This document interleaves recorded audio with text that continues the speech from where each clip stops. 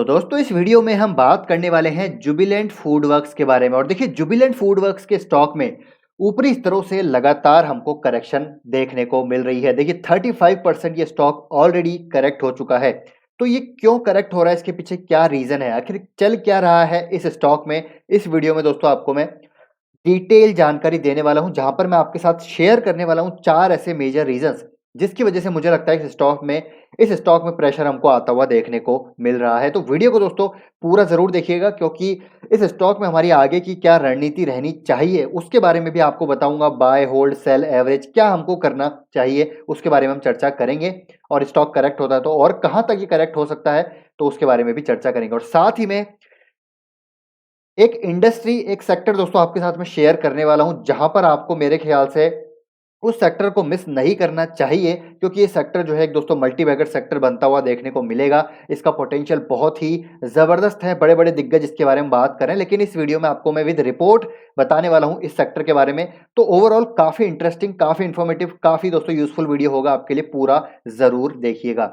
तो सबसे पहले दोस्तों हम यहाँ पर बात करते हैं क्यों इस स्टॉक में गिरावट आ रही है, उसके पीछे क्या रीजन है। तो पहला रीजन दोस्तों यहाँ पर मैं आपको बताना चाहूंगा, रिसेंटली क्वार्टर 3 के नंबर आते हुए देखने को मिले और उसी की वजह से हमको ये गिरावट देखने को मिली। अब बोलेंगे यार नंबर तो अच्छे आए थे, क्यों गिरावट हुई? तो यहाँ पर दोस्तों डेफिनेटली नंबर्स अच्छे थे, मार्जिन हमको सस्टेन रहते हुए देखने को मिले, लेकिन जो इसका वैल्यूएशन था वो इसका वैल्यूएशन उस हिसाब से यहाँ पर जो है वैल्यूएशन जस्टिफाइड होते हुए नजर नहीं आए नंबर्स के मुताबिक, क्योंकि इसका स्टॉक का पी दोस्तों 130 140 के आसपास चल रहा था, आपको पता है। और उस हिसाब से यहाँ पर अर्निंग्स ग्रोथ में उस प्रकार की ग्रोथ हमको देखने को मिलने चाहिए थी, लेकिन वो नहीं हुई। देखिए प्रॉफिटेबिलिटी ग्रोथ ओनली 7.5% की, कंसोलिडेटेड बेसिस पे रेवेन्यू ग्रोथ ओनली 13% की, जो कि मेरे ख्याल से जस्टिफाइड नहीं थी, क्योंकि अगर 100 के पी के आसपास कोई स्टॉक चल रहा है तो वहां पर हाई डबल डिजिट्स में ग्रोथ आना जरूरी है। उसी वजह से इस स्टॉक में दोस्तों ये वैल्यूएशन हमको एडजस्ट होती हुई नजर आ रही है और ऊपर इस तरह से प्रॉफिट बुकिंग होती हुई नजर आई। और ये चीज यहाँ पर एक सीखने वाली है कि जब भी कभी आप 100 का पीई के ऊपर कोई स्टॉक खरीद रहे हैं या फिर 80-90 पीई पे स्टॉक खरीद रहे हैं, तो वहां पर आपको बहुत ही सावधान, कॉशियस रहने की जरूरत है, क्योंकि अगर अर्निंग में एक्सपेक्टेशंस के अनुसार अर्निंग नहीं आए तो वहां पर दोस्तों वैल्यूएशंस वापस से एडजस्ट होती हुई नजर आती है, वापस से डी रेटिंग होती हुई नजर आती है। अब यहाँ पर एक एग्जांपल देता हूँ आपको एफएल का। देखिए एफएल में आप देखेंगे दोस्तों उसका पीई भी 100 के ऊपर चलता था, लेकिन अगर आप देखें तो उसके प्रॉफिटेबिलिटी में 90% की ग्रोथ थी, रेवेन्यू में 100 से ज्यादा परसेंट की ग्रोथ थी, और वो हमको स्टॉक करेक्ट होता हुआ देखने को नहीं मिला, क्योंकि अर्निंग्स वहां पर जस्टिफाइड होती हुई नजर आई। लेकिन इसके केस में यहाँ पर ऐसा नहीं है। तो पहला रीजन ये है दोस्तों यहाँ पर कि नंबर्स यहाँ पर उम्मीद के मुताबिक नहीं आए, तो उसकी वजह से यहाँ पर जो है वैल्यूएशंस एडजस्ट होती हुई नजर आई। दूसरा रीजन की अगर मैं बात करूं तो दूसरा रीजन है दोस्तों यहाँ पर एक नॉन डिस्क्लोजर यहाँ पर हुआ था कुछ इन्फॉर्मेशन का।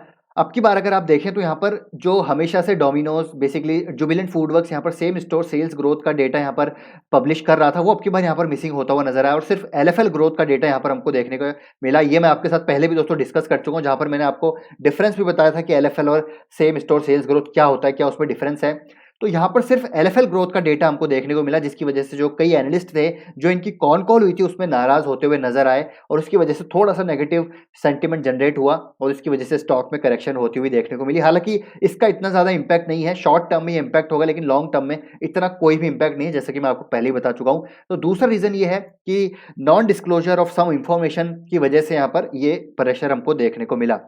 तीसरा रीजन की दोस्तों हम यहाँ पर बात करते हैं।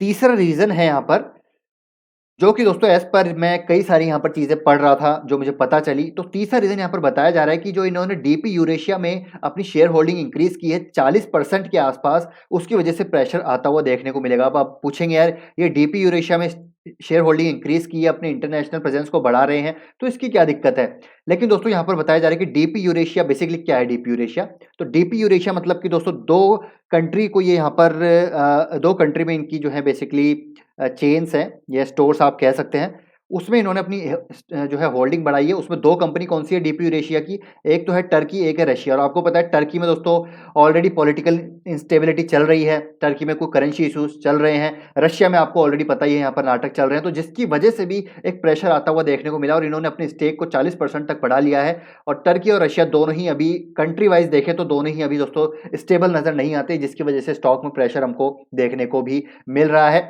हालांकि ये अभी ऑफिशियल ऐसा कोई रीजन नहीं है, लेकिन दोस्तों जो मुझे रीज़न नज़र आ रहे हैं। जो मेरी स्टडी कहती है वो आपके साथ में शेयर कर रहा हूँ। आपको पता ही है टर्की का क्या इश्यू चल रहा है, जहाँ पर करेंसी के डेप्रिसिएशन का इश्यू अभी चल रहा है। ठीक है? रशिया में आपको पता ही है अभी क्या चल रहा है, तो इसकी वजह से ये प्रेशर हमको देखने को मिल रहा है। तो ये हो गया तीसरा रीज़न। चौथा रीज़न की बात करूँ, तो चौथा रीज़न है दोस्तों यहाँ पर Figaro pizza partners FranGlobal for India entry to open 250 stores. तो जी हाँ दोस्तों, यहाँ पर फिगारो पिज़्ज़ा ने पार्टनरशिप कर ली है फ्रैन ग्लोबल के साथ, और फ्रैन ग्लोबल दोस्तों अपने आप में एक बड़ा एसेट मैनेजमेंट है, फर्म है इंडिया का। तो उसके साथ यहाँ पर ये जो है पार्टनरशिप करने कर ली है और एंट्री लेने जा रहे हैं। 250 स्टोर ये अगले 4 से 5 सालों में, अगले दोस्तों 10 से 20 सालों में यहाँ पर 250 स्टोर ये ओपन करने वाले हैं। तो अगेन ये भी एक कंपटीशन होता हुआ नजर आ रहा है, क्योंकि इटालियन ब्रांड है फिगारो और काफ़ी अच्छा रिनाउंड ब्रांड है क्रॉस दी ग्लोब। तो उसकी वजह से भी यहाँ पर मेरे ख्याल से प्रेशर आ रहा है। लेकिन डोमिनेंट जब बात करते हैं दोस्तों, यहाँ पर डोमिनेंट डोमिनोज ही है, तो यहाँ पर इतना कोई बड़ा प्रेशर भविष्य में आता हुआ देखने को नहीं मिलेगा। लेकिन एक काइंड ऑफ ये रीज़न है। तो ये 4 रीज़न है जिसकी वजह से इसमें प्रेशर देखने को मिल रहा है। और आज की दोस्तों एक अपडेट, आज की नहीं, इनफैक्ट यहाँ पर मैं आपको एक अपडेट बताना चाहूँगा। 17 फ़ेब की अपडेट है, जहाँ पर आप देख सकते हैं कि जुबिलेंट कंज्यूमर प्राइवेट लिमिटेड, जहाँ पर करीब, यहाँ पर आप देखिए दोस्तों, यहाँ पर प्लेजिंग की गई है, 2 लाख शेयर्स की प्लेजिंग की गई है। और ये जो है बेसिकली प्रमोटर्स ने प्लेजिंग की है। ये है प्रमोटर्स, आप देख पा रहे हैं, भारतीय हरिशंकर भारतीय, श्याम सुंदर भारतीय।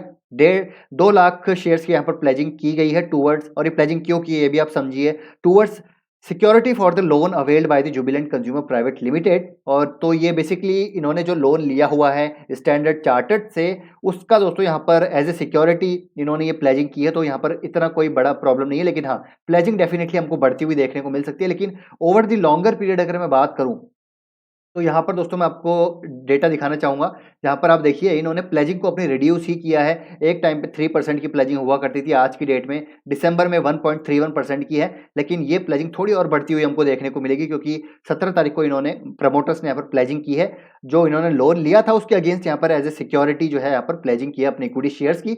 तो इतना बड़ा कोई टेंशन नहीं है, यहाँ पर प्लेजिंग करते हैं या जो है एज ए सिक्योरिटी यहाँ पर देनी पड़ती है, तो उसके लिए प्लेजिंग की है। यहाँ पर कोई डेट नहीं लिया है, बस ये अच्छी चीज़ है, अपने जो इक्विटी शेयर्स है उन्हीं को यहाँ पर प्लेज किया है।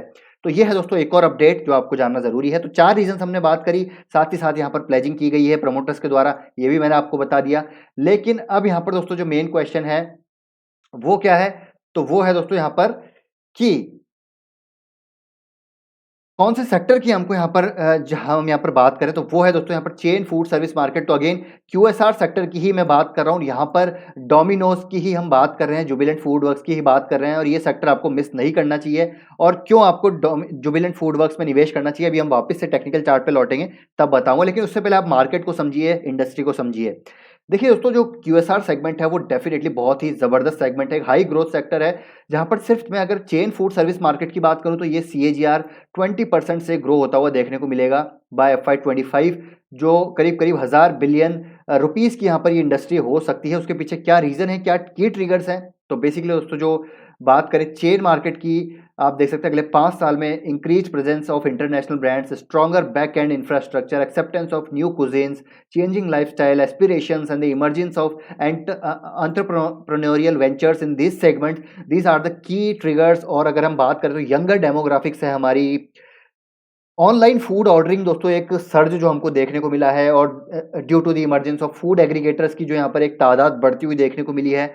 तो ये जो क्यूएसआर सेगमेंट है डेफिनेटली एक बहुत ही ज़बरदस्त सेक्टर हमको देखने को मिलता है। और यहाँ पर अनऑर्गेनाइज्ड जो सेक्टर है दोस्तों उसका शिफ्ट होता हुआ नजर आ रहा है ऑर्गेनाइज्ड सेक्टर में। अगर मैं आपको दिखाऊं तो आप देख सकते हैं यहाँ पर ऑर्गेनाइज सेक्टर की जो ग्रोथ है वो लगातार बढ़ती जा रही है। 2010 में अगर आप देखें तो 26% था ऑर्गेनाइज सेक्टर का मार्केट शेयर, आपकी अगर 2025 तक आप देखें तो 54% तक ही हमको बढ़ता हुआ देखने को मिलेगा। तो लगातार अनऑर्गेनाइज सेक्टर जो है वो कंसोलिडेट हो रहा है, ऑर्गेनाइज सेक्टर की यहाँ पर ग्रोथ होती हुई जा रही है। आप देखिए 74% अनऑर्गेनाइज सेक्टर था, लेकिन अब यहाँ पर 2025 तक ये 46% ही रह जाएगा। तो अपने आप में ये एक बड़ा शिफ्ट होता हुआ नजर आ रहा है। इसमें जो ऑर्गेनाइज सेक्टर की अच्छी कंपनीज है, जो डोमिनेंट प्लेयर्स हैं, उनका यहाँ पर दोस्तों ग्रो होना लाजमी है। और आपको मैं एक और चीज़ यहाँ पर दिखाना चाहूँगा, तो यहाँ पर दोस्तों रमेश दमानी और रामदेव अग्रवाल ने आज से 2-3 साल पहले यहाँ पर ये चीज़ बताई थी कि जो क्यूएसआर सेगमेंट है वो हमारे देश में बहुत जल्द ज़बरदस्त तरीके से ग्रो होगा।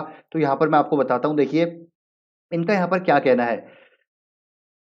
जो कि बेसिकली वॉरेन बफे की फिलॉसफी यहाँ पर फॉलो करते हैं। तो इनका कहना है, my sense is QSR offers this kind of answer, we know that business is going to grow, there is no technological threat to that business and apart from that opportunity is huge, long as management executes and deliver, these businesses will compound over time, in turn reward share holders, highlights Damani. तो QSR के बारे में दोस्तों यहाँ पर पहले से जो बड़े बड़े दिग्गज हैं वो बात करते हुए नजर आ रहे हैं, और एज पर डिफरेंट रिपोर्ट आप देख सकते हैं 20 से 25% CAGR से ये पूरी इंडस्ट्री ग्रो हो सकती है।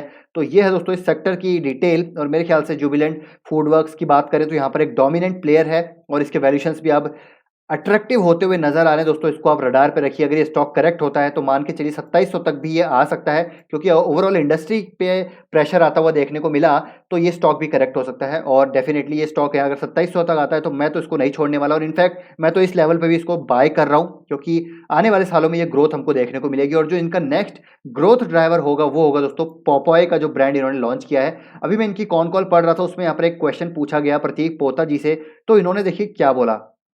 पॉपय की ऑलरेडी दोस्तों ये 3 ब्रांड ओपन कर चुके हैं, और आगे आने वाले सालों में ये बोल रहे हैं कि 100 रेस्टोरेंट्स ओपन कर चुके हैं, 100 रेस्टोरेंट्स इनके ओपन करने का एक काफ़ी ज़्यादा यहाँ पर अग्रेसिव प्लान है।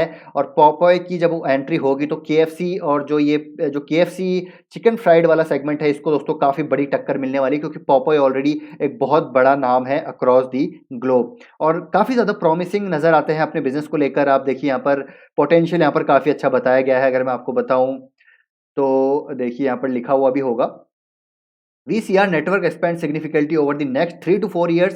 We do not have a numbers to give you right now, but as a portfolio between Domino's India and the momentum that we are seeing there, plus the potential of these new brands, I think we have a really exciting portfolio we are going to building out. तो यहाँ पर tier 3 cities में भी दोस्तों इन्होंने expansion already चालू कर दिया, और वहाँ पर रिस्पॉन्स काफ़ी अच्छा है। पॉपय के जो 3 लॉन्च हो चुके हैं उन पे काफ़ी पॉजिटिव रिस्पॉन्स है। तो ओवरऑल ये अगर आप कॉन कॉल पढ़ेंगे तो यहाँ पर आपको पता चलेगा कि किस तरीके से यहाँ पर ये ग्रो होते हुए नजर आएंगे, और फास्टेस्ट ग्रोइंग कैटेगरी है क्यूएसआर में, तो ये इसको definitely as a dominant player यहाँ पर जो सबसे बड़ा बेनिफिशियरी मुझे लगता है होगा वो होगा जुबिलेंट फूडवर्क्स। और मार्केट शेयर की बात करें तो ऑलरेडी एक डोमिनेंट मार्केट शेयर लेके बैठे हैं। अगर आपको देखिए डोमिनोज के अलावा या फिर जो है पिज़्ज़ा सेगमेंट के अलावा दूसरे सेगमेंट में जाना, तो दोस्तों यहाँ पर आप बेसिकली पिज़्ज़ा हट में भी जा सकते हैं, KFC में भी जा सकते हैं, टैको बेल में भी जा सकते हैं। तो इसकी चेन्स भी यहाँ पर है, देवयानी के साथ आप जा सकते हैं, सफ़ायर के साथ आप जा सकते हैं। लेकिन अगर आप मेरी प्रेफर्ड चॉइस बोलेंगे तो मेरी डोमिनोज है, उसके बाद यहाँ पर मैं सफ़ायर को दोस्तों यहाँ पर कंसिडर करूँगा, या फिर देवयानी को कंसिडर करूँगा। तो एक पोर्टफोलियो में बेसिकली यहाँ पर QSR चेन हो सकती है। हालांकि बर्गर किंग भी है, लेकिन बर्गर किंग मेरे को लगता है इतना बड़ा एक सेगमेंट नहीं है, क्योंकि बर्गर की यहाँ पर मैंने इतनी ग्रोथ देखी नहीं है रिसेंट टाइम में।